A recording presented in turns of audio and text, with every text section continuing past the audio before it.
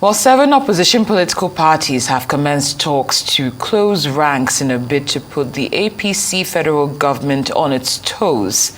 The political parties are exploring the possibility of working together, including the People's Democratic Party, African Democratic Congress, Social Democratic Party, Allied People's Movement, New Nigeria People's Party, Young Progressives Party, and Zenith Labour Party. The talks are being held on the platform of the coalition of concerned political parties. The participants have expressed concern over the integrity of the judiciary in Nigeria and national security, as well as fear of Nigeria sliding into a one-party state. Arise analyst Dayo Sobowale joins us now to discuss this development. Good day, Mr. Sobowale. Good to have you on Newsday. It's a pleasure being here as usual.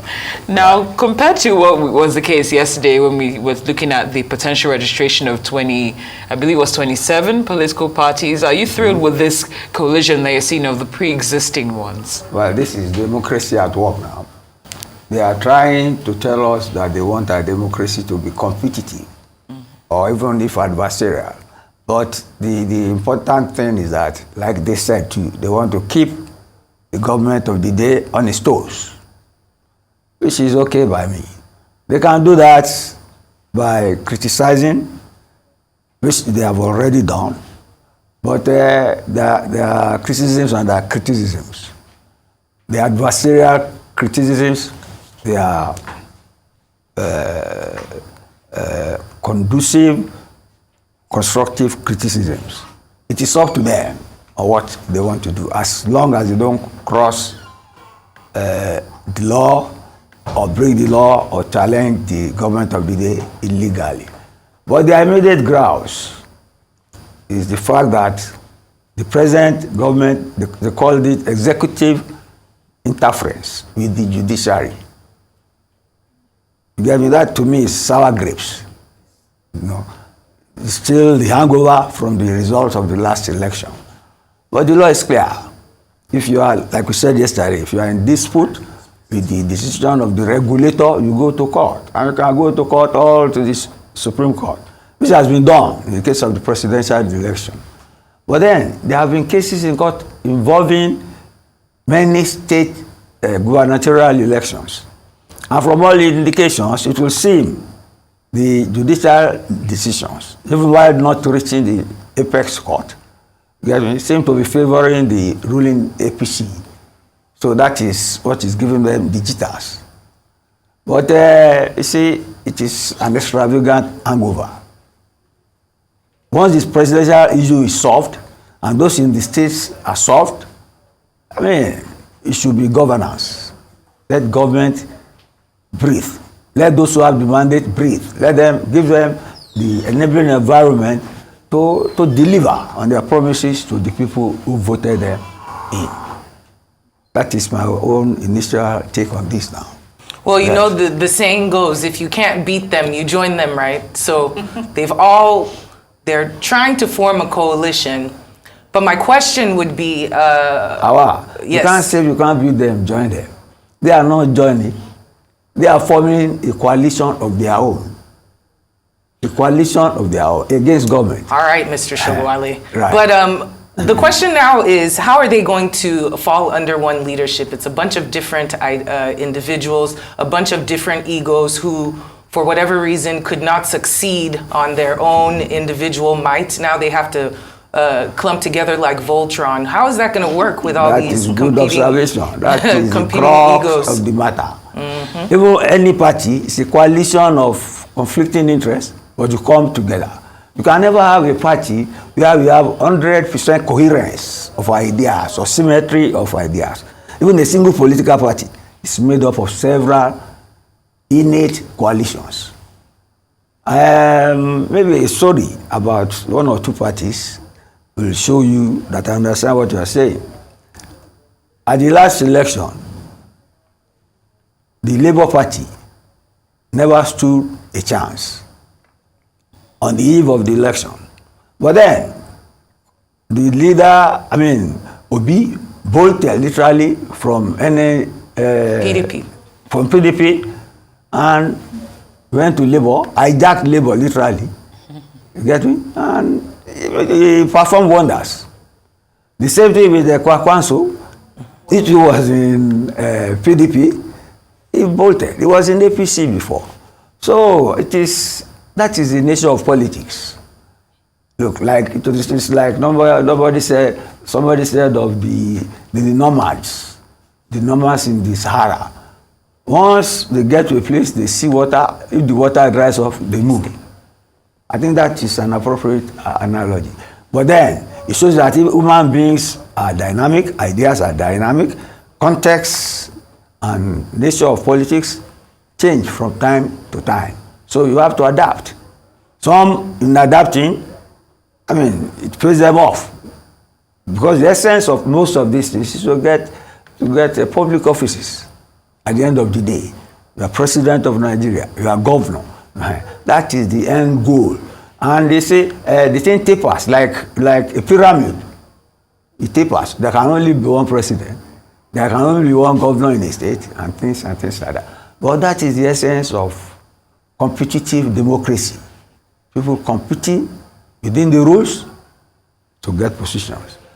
As long as they don't get involved in treason, people are allowed to form as many coalitions as they like. To me, it is a good domain for Nigeria's democracy. They are making it competitive. They are making it, at the end, beneficial. There will be so many conflicting interests, which they will have to resolve first at their own individual party level. Then you get in the National Assembly. And then, even at your home, you resolve some things between your wife and your children and children. So that's the essence of politics. They say politics is ubiquitous. It's everywhere. And coalitions too are ubiquitous. Okay. Right. Yes. Noted, Mr. Sobowale. Yes. Now, of course, we're not even close to 2027 when the next election will take place. But do you foresee a possibility where these parties that have come together based on this current concerns and interests might come together again to actually, make sure that they have a solid, maybe a third force, if possible? Trying to be advisor to them. I guess 2027. No, you're good at it. You yourself, you have said it. It's so far away. I know. And you give period for campaigns. Yes. They can't do like Trump, who the moment he got elected in 2016 started campaigning. At the end, he could only spend 1 term, although COVID dealt with him on that score. But then, if elections are over, you go back, good politicians, good leaders, go back. If they lose, they go back to rebuild their party, to find out why they lost, to re-strategize, form new coalitions, form new... But you see, this coalition of CCPP, coalition of concerned political parties, they had to disassociate. No, they did not disassociate. They said that this does not make them non-members of an earlier coalition headed by that's interparty something, which they said they formed then to stop APC from becoming a one-party state. But it didn't work then. What? It didn't work then. No, you can't say that. They are not part. That has just started. When did the election even end? Let me see. You are still in the same year. You are still in the same year. But they are acknowledging, and they know they are moving too fast. They are not. It doesn't mean that they are not part of that, but they are forming their own. Their own is to keep government on its toes. The other one is to prevent APC from being one-party state. But then, in each state, any party that wins power has the mandate to rule for the next 4 years, whether anybody likes it or not. Similarly, at the center, the president is president of the republic for the next 4 years. Okay. Get me? So you can't jump the gun on campaigns and never give us breathing space. Let us rest over the campaign, the rigors of the last campaign. Let government work. Let us see how we can monitor government to deliver what he said. I'll call it to tax if it does not, which is what they are trying to do, which is good for democracy. Yes. Is it time to take campaigns must end after elections.